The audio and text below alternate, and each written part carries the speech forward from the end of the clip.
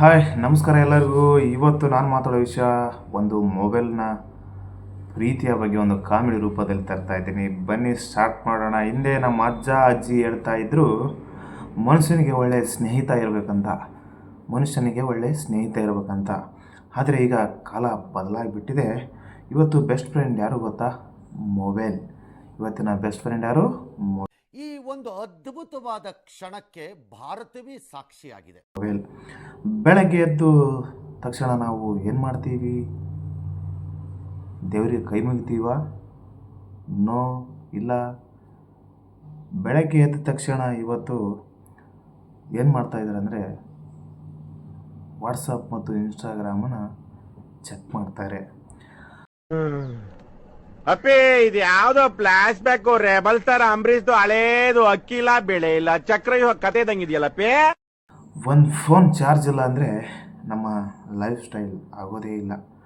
ಅಯ್ಯೋ ನಾನು ಯಾರು, ನಾನು ಎಲ್ಲಿದ್ದೀನಿ ಅನ್ನೋ ಪರಿಸ್ಥಿತಿಗೆ ಬರ್ತಾರೆ. ಇದೊಂದು ಬದುಕಿ, ಇದೊಂದು ಜನ್ಮವೇ, ಎಂತಹ ದುರ್ವಿಧಿ, ಇದೆಂತಹ ದುರ್ವಿಧಿ. ನಮ್ಮ ಅಮ್ಮ ಕೂಗ್ತಾರೆ ಊಟ ಮಾಡುವ ಅಂತ. ಆದರೆ ನಾವು ಊಟಕ್ಕೆ ಒಂದೇ ನಿಮಿಷ 2 ನಿಮಿಷ ಅಂತೇಳಿ ಮೊಬೈಲ್ ನೋಡ್ತಾ 2 ಗಂಟೆ ಮಾಡ್ತೀವಿ. ಅಣ್ಣ ಸಖತ್ ಆಕ್ಟಿಂಗ್ ಮಾಡ್ತಿದ್ದೆ ಕಣ, ಕಲಾವಿದ ಕಣ. ನಮಸ್ಕಾರ ಕಣ, ನೀನು ಸೊ ಮತ್ತೊಂದು ಕೊನೆಯ ವಿಷಯ ಗೊತ್ತಾ? ನಾವು ಎಲ್ಲಿಗೆ ಹೋದರೂ ಫೋಟೋ ತೆಗೆಯೋದು ಕಂಪಲ್ಸರಿ.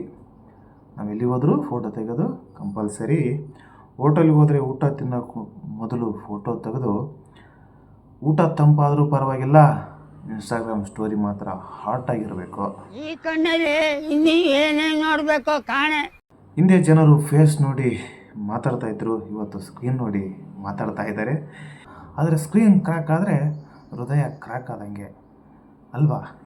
ಇದನ್ನೆಲ್ಲ ಕಣ್ಣಿಂದ ನೋಡಿ ಕಂಗಾಲಾಗ್ಬಿಟ್ಟಿದ್ದೀನಿ. ಬೇಕಣ್ಣ. ಕೊನೆಗೆ ಹೇಳೋದಂದರೆ ಮೊಬೈಲ್ ಲೈಫಲ್ಲಿ ಇಂಪಾರ್ಟೆಂಟ್, ಆದರೆ ಮೊಬೈಲೇ ಲೈಫ್ ಆಗಬಾರ್ದು. ಧನ್ಯವಾದಗಳು. ಅತಿ ಹೆಚ್ಚು ಮೊಬೈಲ್ನ ಯೂಸ್ ಮಾಡಿದೆ, ಕಡಿಮೆ ಯೂಸ್ ಮಾಡಿ ಅಂತ ಹೇಳ್ತಾ ಮತ್ತೆ ಮುಂದಿನ ಒಂದು ವಿಡಿಯೋದಲ್ಲಿ ಸಿಗ್ತೀನಿ. ಅಲ್ಲಿವರೆಗೂ ಟೇಕ್ ಕೇರ್. ಬಾಯ್ ಬಾಯ್.